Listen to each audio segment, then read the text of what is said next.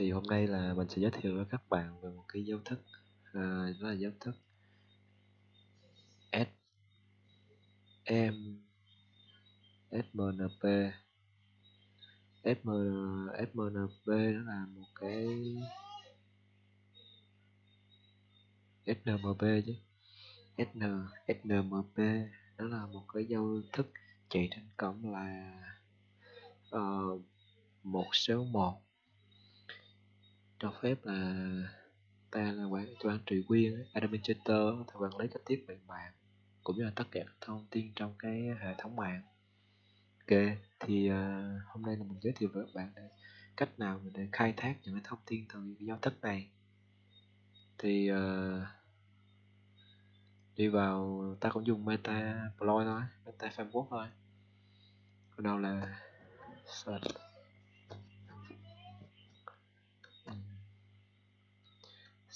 cái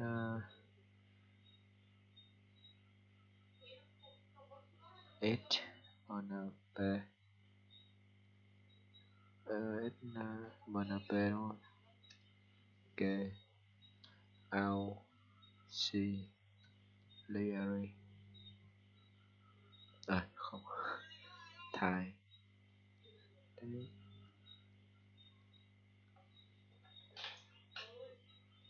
Ủa, giao thức này mà đúng mà ta.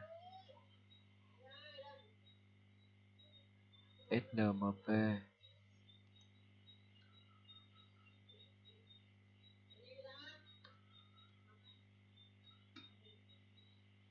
coi đấy. Ok,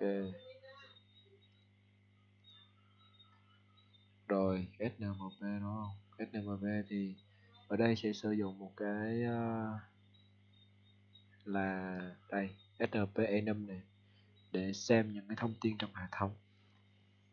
Yêu series scan của snmp enum.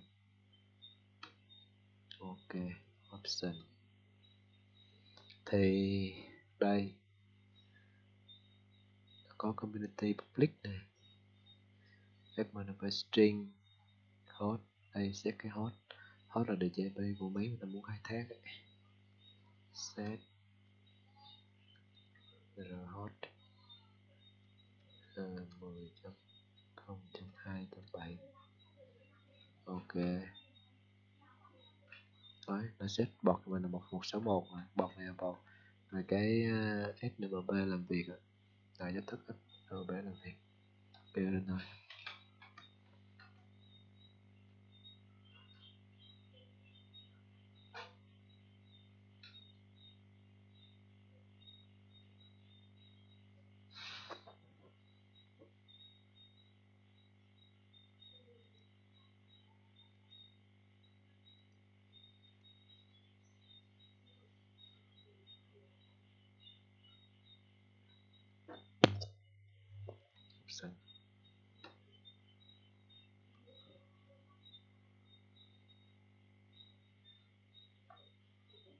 Ồ, cái này không chạy à?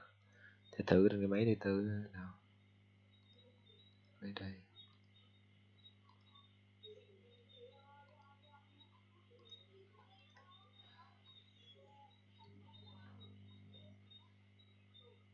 Set lại là 1.4 là.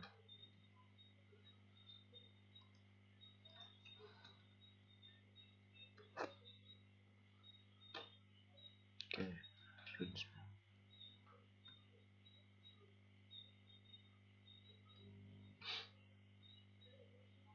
Đấy. Ở cái máy này thì lại có khá nhiều thứ mà chúng ta có thể khai thác được từ cái module này. Đây, ví dụ địa chỉ IP nè, network for thông tin network này, TCP này, network interface này, giao diện mạng này, rồi network IP này, root này, TCP connect này, listen này. Đó, chung là có rất nhiều thông tin để chúng ta có thể khai thác được.